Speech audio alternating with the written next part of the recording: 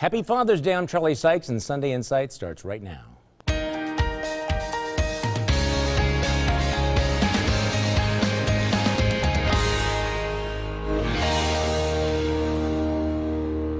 Good morning and welcome to Sunday Insight. In the week that was a firestorm of controversy over a new spying program, the NSA is keeping track of your phone numbers and maybe tapping into your internet communications. A whistleblower named Edward Snowden comes forward but is hiding out in Hong Kong. Meanwhile, Major League Baseball moves forward with its investigation into performance-enhancing drugs, a probe that may catch Brewers star Ryan Braun in its web. Braun was out of the lineup most of last week with a thumb injury. The U.S. Senate moves forward with a debate on immigration reform. A new poll shows that George W. Bush is now actually more popular than Barack Obama. These things change pretty fast, don't they? Protesters target an iron ore mine in northern Wisconsin, forcing the company to hire a private security team. Heavy winds hammered the area, but power was quickly restored. A reward is offered in the killing of a mama turtle. And on Friday, Flag Day commemorated with a special honor for our colleague John Milan. But we start with this controversy. The controversy over the appointment of a student to the UW Board of Regents. Just last Monday, Governor Walker appointed Joshua Inglet, a student at UW-Platteville, to the powerful and prestigious board, along with former Lieutenant Governor Margaret Farrow and State Auditor Janice Mueller. But on Wednesday, the website RightWisconsin.com broke this story. Inglet, it appeared, had signed a Walker recall petition back in December 2011, something he hadn't bothered to tell the Walker administration. The next morning, the administration withdrew the appointment. I was never asked whether I had signed a petition at all. To say that I was not truthful is inaccurate. Do you want to be on the Board of Regents? Yes. We've got plenty of other good candidates, and we're not going to get into specifics about it. We've made a decision in our office to withdraw the nomination, and we'll be submitting another student to be one of the regents. Now, joining me on our panel this morning, the Milwaukee Community Journal's Michael Holt, former state representative Michelle Litchens, political strategist Linda Bruin, and media trackers Brian Sickle. We'll start with you, Brian. What is your take on this? Should the Walker administration have withdrawn the appointment? Well, withdrawing the appointment certainly made some things difficult for them, and I don't think the governor is the one to be blamed here. Obviously, there's staff that help out with this sort of thing. It should have been a better vetting process from the beginning to save us the whole hassle of doing this. But I do think it's important when you're making these appointments that they represent the values of your administration as a governor. I mean, people forget the UW system is part of state government, and the governor's appointments mean something. He wants them to be more responsive. So I think it is important that the governor appoints someone that would agree with his philosophy. It's not like you're a part of the administration, but you want to have someone with a similar ideology. Okay, Linda Bruin. Well, you know, the bottom line is this young man did sign a recall petition 2 years ago in support of his mother, who was a teacher. You know, and to drop somebody for that reason, that would, if you applied that to everyone across the state, over 1 million people wouldn't be eligible to have a part in this administration. Well, but 1.4 would. Yeah, 1.4 that's right. million But still, would. I thought Republicans point? wanted to get the best persons out there. To me, I agree with you that his staff screwed up here. I just think it partisanizes the Regents Board even more than it's been in the past. These are supposed to be nonpartisan appointments, and they should have let the guy stay. Michelle Litchens. You know what I think is really important here right now is that the Board of Regents needs transparency. They're in a moment of crisis, and we need to be able to trust them. So I think this is just an unfortunate event, but he had every opportunity to disclose that he did sign that recall petition. He was asked if he agreed with the governor's philosophy. He said yes. They asked what he thought about Act 10. He agreed with that. He went through 2 different panels where he was interviewed, a DOJ, investigation, and they did a social media investigation on him, and he agreed with the governor, but he had every opportunity to tell the governor, this might come out in the news later, and I just want to make you aware of it. Michael Holt. And each of those agencies and individuals you mentioned seems to have neglected the power of the keyboard to find out about him, because all this information was on Google. But the governor has the right to put whoever he wants on there. I remember Governor Doyle getting rid of Gerard Randall, though it took 4 years because it was a difference in philosophy. As soon as Doyle was elected, he threw me off the stadium board, because I supported school choice. So I mean, this is the way it happened. Look, here's the bottom line here. This student is not a victim. He was not. He didn't lose the position on the Board of Regents just because he signed the recall petition. He lost the position because he was not honest. He was not forthcoming. The reality is, as Michelle said, they asked him a series of questions. Do you support the governor? Do you support the governor's agenda? Are you somebody we're comfortable? This is a political appointment. This is a political appointment, and the UW Board of Regents is a very important position. It is dominated by a liberal partisan majority. Jim Doyle did not put opponents of Jim Doyle on that board. No governor put somebody who does not share their philosophy, and especially with the fiscal and political issues surrounding UW. Obviously, this was relevant. So you can make the case that the governor's office didn't do a good job vetting. But on the other hand, you do have an honesty factor. If you apply for a job and there is something that is fundamentally relevant to your qualifications for the job and you don't tell the employer, you honestly think you're going to get that job? I was just going to say, imagine if this would have changed a little bit and if he would have come out and told the governor, my mom was a teacher, I signed the recall petition with my dad to support my mom, but I completely agree with what you did. That would have changed this entire conversation around and given him a substantial that could have been a basic mistake that this kid made. I'm just saying that I think that if that was the scenario, they should have cut him some slack. But bottom line, I actually would have disqualified him for a different reason. It's been found out he's only voted once. He has not voted in multiple elections. And to me, if you want to be on the Board of Regents, you need to show that you participate in government. And by the way, if you want to support your mom, there's a lot of other ways to do that other than to sign a petition that triggers a multi-million-dollar recall of the governor. What has your glass half full and what has your glass half empty this week? Let's go around the table. We'll start with you, Michael Holt. Well, this recent budget scenario produced a lot of significant and important bills, including domestic violence legislation, etc. But it's half empty because they threw so much junk in there. I mean, they're giving themselves more money through campaign finance. I mean, abortion, the whole ball of wax is half empty. Michelle Litton. Well, in Congress, they've been talking about a number of members that are looking at retiring and staff that are quitting now because they've realized that Obamacare is going to increase their premiums so substantially. And they said that they want to fix it. But my glass is half empty because they only want to fix it for themselves. Linda Bruin. Well, my glass is half full because the 10-year-old little Pennsylvania girl with cystic fibrosis did get her double lung transplant. But it's half empty because it sets up a scary precedent of judges overruling medical decisions and patients getting transplants not because of objective criteria on a transplant list, but because they were able to get the media to make their story go national. Brian Sickman. Well, my glass is half full this week because the State Assembly did pass campaign finance reform. It means more transparency in campaigns, and I think it's a victory for free speech. But the work is not over yet. We still have voter ID, and so it's half empty, but hopefully state lawmakers will take up those important issues later on. Well, my glass is half full because Governor Walker did, in fact, do the right thing and withdraw the nomination of the liberal student to the Board of Regents. It's half empty because it does say something about the governor's vetting process. Still ahead on Sunday Inside, State Senate Majority Leader Mike Ellis, as you know him and love him. Senator Carpenter, you're interrupting a roll call. Sit down. Right now. Call the roll. And as we go to break, President Obama has some fun with Boston Bruins fans about his hometown Chicago Blackhawks in the Stanley Cup Finals. I'm not going to talk trash about the hockey game. I'm not going to say anything about the outstanding qualities of the Chicago Blackhawks. I'm not going to say anything. I'm not going to do it.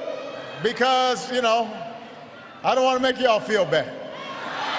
I want you to feel good.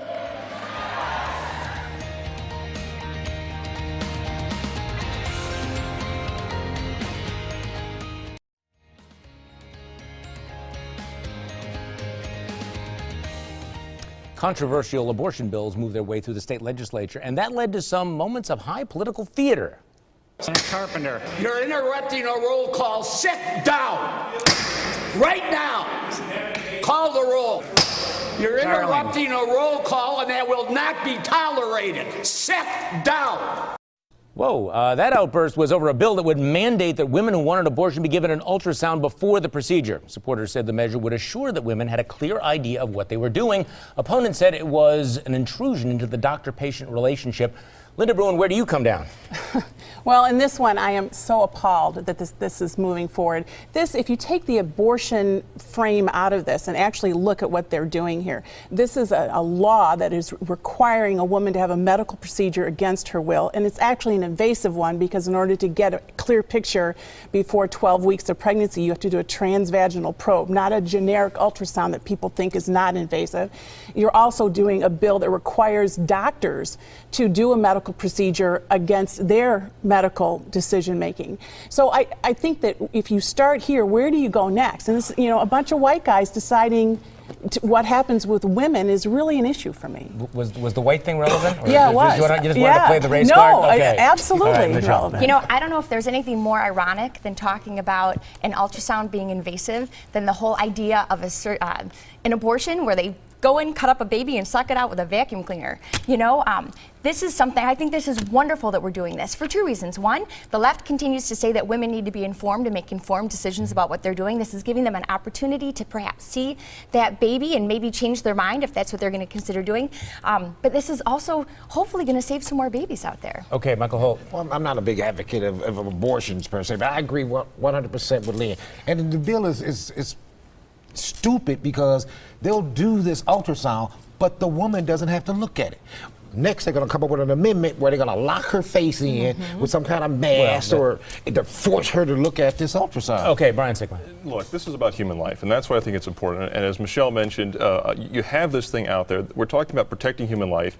We're talking about making sure we end up procedure. I think someday we're going to look back at this and say this was terrible. We had the Frank Gosnell story out of Philadelphia, partial birth abortions. This is about protecting individual human life. And that's why but how do you? How is it concerned? Just make abortions illegal. Well, I mean, this is a backdoor.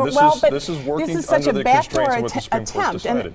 You know, I guess my concern is that sometimes Republicans seem to be they're so pro small government, non-intrusive government, but only when it applies to the interests of particularly men and special religious groups. But it's okay to intrude on other people. How do you answer as a conservative this argument that you are mandating, you actually are mandating something, you know, as in medicine? You know, for everyone who is pro-life and who believes that it's a baby, I believe it's my personal responsibility to try to protect that baby. So I think that we're talking about two very separate issues. Well, but when Obamacare is implemented, aren't conservatives going to be saying the government needs to stay out of health care, and yet you are embracing legislation in which government is dictating specific procedures? Government's dictating specific procedures to protect human life, and the Founding Fathers recognized that in the Declaration of Independence. That's why I say life, liberty, and the pursuit of happiness. That's put in there for a reason. That's our nation's identity. You don't have any country based upon freedom if you don't have the ability to respect a person. Okay, you may not want to hear it, but we're going to tell you anyway. Let's dish out some unsolicited advice. And Michael, you go first because you've been promoted to the A seat now. Okay? So, A seat. Yeah. Okay. To the board of SDC, Social Development Commission, who lost their biggest contract and the executive director within the 24-hour span, you have to redefine yourself. Stop all this infighting and get back on track before you're closed the door. Michelle Litchens. To Representative Trent Franks of Arizona, who recently said at a congressional hearing that few women get pregnant through rape. Okay, did we not learn anything with Todd Akin and Representative Roger Rivard? Republican elected men never, ever utter the word rape out loud. Linda Byrne. Well, I'm not going to give some unsolicited advice. Instead, I'm going to give some unsolicited congratulations to our host here, Charlie Sykes. 20 years ago today, Charlie began his career here at WTMJ, and over those 20 years, you have brought intelligent and informed debate to the viewers, and while we often have disagreed, you have always been a class act and a friend. Thank you very much. That's why they're going to revoke your liberal card. Brian Sickman. Well, my advice is to Republican leaders in Madison, the state capitol. We've had a rough couple of weeks here, past couple of weeks, as secret deals and last-minute changes have been made to the budget and other legislation. Let's just try to be a little bit more transparent. I think the grassroots will be able to be on board with that. So my advice, just start governing as you campaigned, and you'll see the grassroots come behind you. And my unsolicited advice is you're not paranoid. Your government is watching and listening to you, and you should be worried. Coming up on Sunday Insight, how to reform immigration laws. Sweet.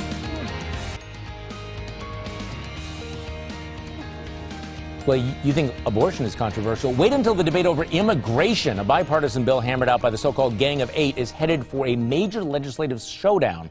The bill would provide a so-called path to citizenship for millions of illegal immigrants who would have to pay a fine, back taxes, sign up for English classes, and get in line for eventual citizenship, a process that could take more than a decade. Supporters say the status quo is a mess and needs to be fixed, but some critics worry that the bill does not go far enough to secure the border and amounts to a form of amnesty. What do you think, Michelle Litchens? You know, we are in a conundrum because we know that it is broken and we need to fix it. We have 11 million people here hiding in the shadows, and we just can't do that. We're a law-abiding country. So we have to fix it, but we know politically that when you want to get something done, you're not always going to get everything that you want. So they are talking right now about adding more border security into this bill because that's something that conservatives are having a problem with. But it does so many good things. Right now, they only grant about 5,000 work visas a year for people who are unskilled. I mean, that's ridiculous. We need people to fill those jobs all over this country every day. And so they're going to be increasing that from 20,000 to almost 200,000. So you sound like you're supporting this. I would like to see more border security in this bill, but we have to do something. Okay, Michael Holt. Yeah, this bill is kind of awkward to me. I mean, you really expect somebody who's been here in the country 20 years, who hasn't paid taxes, to all of a sudden come out of their pocket with $20,000, whatever it is. And then you got to be on this list for 10 years before you can get it. I mean, there seems to be a clearer path to resolving this. I agree with more border patrols, but it should be an easier, clear, definitive path. I think we need to look at beyond citizenship here for these people. A lot of them came here for economic reasons. They may not necessarily want citizenship, and citizenship, especially American citizenship, is something we tend to take for granted, but it's a big deal.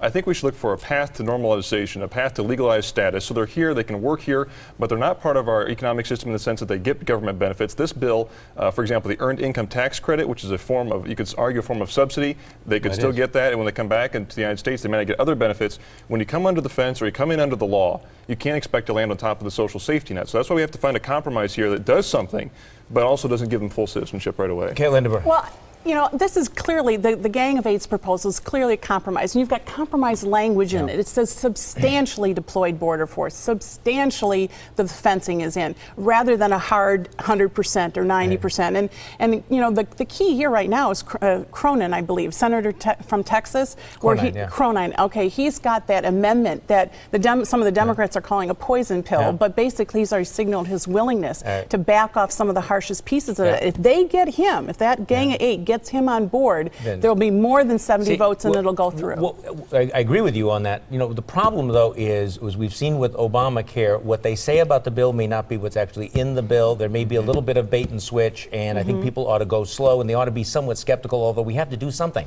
So is what they said this week the same thing as what you heard? Let's go around the table. Michael Holt. Oh, to County Supervisor Patricia Jerzik, who introduced this ridiculous piece of legislation that would ban, you know, public officials from appearing in public service announcements. She said it's not about the chief of police, but give us a break. We're not that stupid. You don't like his politics, you don't like him speaking out, so what you want to do is try to censor him. Michelle. Well, we heard last year Mitt Romney say that he doesn't need to pay attention to 40% of the country because they'll never agree with him anyway. Well, just a few days ago, we heard that about 47% of the country thinks that President Obama is doing a great job. Linda Brun.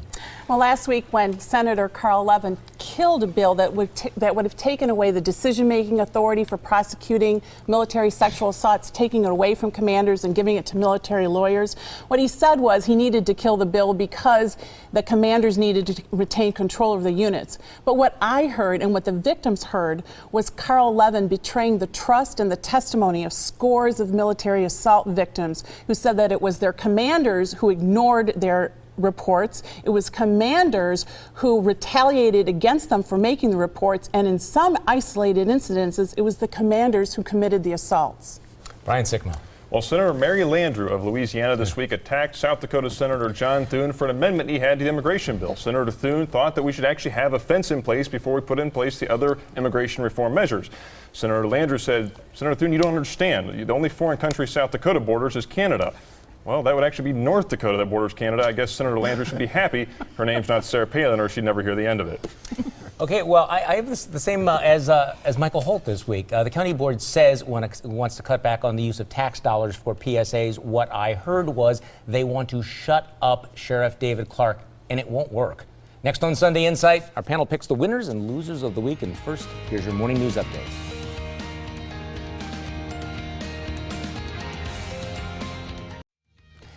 It's time for our panel to pick the winners and losers of the week. Michael Holt, you're first. Okay, it's my annual tradition to make this statement.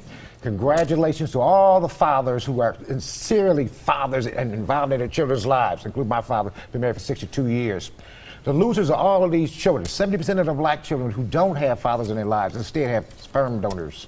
Michelle Hitchens. Charlie, since I am a former state legislator, I wanted to present you with this citation from the State Assembly, signed by every Republican in the State Assembly. Notice Senator Mike Ellis is missing. But we would like to say thank you for all that you've done over the last 20 years on the air, for all of the education that you've done, and just informing your listeners as to what's exactly going on in state government. We greatly appreciate everything you've done. Thank you very much.